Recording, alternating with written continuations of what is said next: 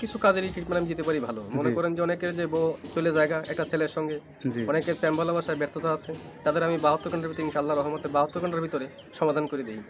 অনেকের জিনে ধরে ফেলাইছে, অনেকের জায়গা মিলে মামলা, অনেকের শত্রু বাড়িতে, অনেকের ভাই বোনে ভাইতাই মিল নাই, ঠিক আছে, সেগুলো আমি কাজ করে দিই। আমি কাজে বিশ্বাসী, আমি কাজ করবো পরে আপনি আমার খুশি করবেন, ঠিক আছে, এই আমার কথা। সুপ্রিয় দর্শক, আসসালামু আলাইকুম। দেশ ও প্রবাসে যে যেখানে আছেন আপনাদের প্রত্যেককেই শুভেচ্ছা জানিয়ে শুরু করছি আজকের প্রতিবেদন।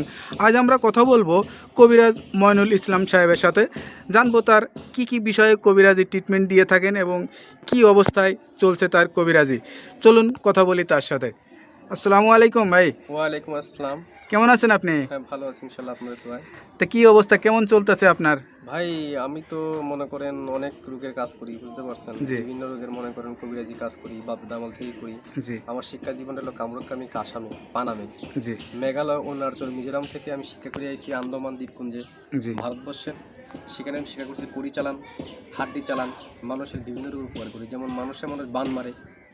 আচ্ছা, এই যে আপনার রাতে যে দেখা যাচ্ছে কড়ি হাড্ডি, এটি আসলে এইগুলোর মাধ্যমে চালান দিয়ে ট্রিটমেন্ট দিয়ে থাকেন নাকি? আসলে আমার শিক্ষা জীবনে পাইছি, ঠিক আছে। এখন দিয়ে এরা হলো রাহুর হার। আচ্ছা আচ্ছা, এই হার দিয়ে আমি মানুষকে জিন সাধন করি। আচ্ছা আচ্ছা, বোতলে জিন সাধন করে সাগরে নিক্ষেপ করি। আচ্ছা আচ্ছা, মানুষ বান মারে, নষ্ট করে, সেই রোগের কাজ করি আমি, এগুলো বোতলে ভরে মানুষ চালান করে দিই। আচ্ছা, নদীতে। কথা বুঝতে পারছেন? তবে অনেক করে দুষ্কর্মী করে ফেলা, জায়গা মিলে মামলা, ঠিক আছে, কেস মামলা করে, অনেকে ভালোবাসায় ব্যর্থতা, ঠিক আছে, মনে করেন যে অনেকে দুশ্মনী করে জায়গা জমি আটকিয়ে রাখে, সেগুলো আমি ছুটিয়ে দিই। আচ্ছা আচ্ছা, তা আপনি যে এই ট্রিটমেন্ট বা এই পেশাটা কতদিন হলো শিখছেন?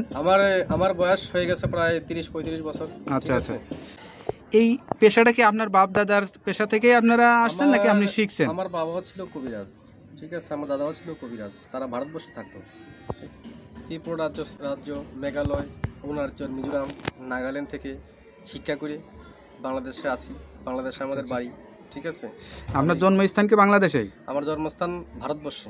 আচ্ছা আচ্ছা, আমার জন্মস্থান অরুণাচল, এটাকে বলা হয় মিজোরাম। আমার বাপ দাদা এখানে শিক্ষা করার জন্য গেছিল। আচ্ছা আচ্ছা, ঠিক আছে। আমার মা, তারা এখানে ছোটবেলায় বাপ দাদার সাথে ঘুরতেন আপনি? হ্যাঁ, আমাদের বাড়িও ছিল কলকাতাতে, ঠিক আছে। সেখান থেকে বাড়ি নিয়ে থাকতো, বাড়ি করে তারপরে বাংলাদেশে মনে করেন আমাদের পুরনো বাড়ি, সেখানে আমরা চলে আসছি।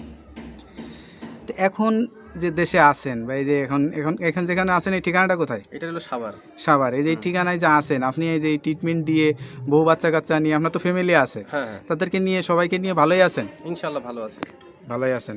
তো এখন মানে যে রোগী আসে, সেটা কি ধরনের রোগী বেশি আসে আপনার কাছে? মনে করেন যে বান মারি ফেলায় অনেকে। আচ্ছা আচ্ছা, অনেকে দুশ্মনী করে, মনে করেন কেস মামলা, জায়গা জমিলে মামলা করে ফেলায়। অনেকের বউ জায়গা চলে একটা ছেলের সঙ্গে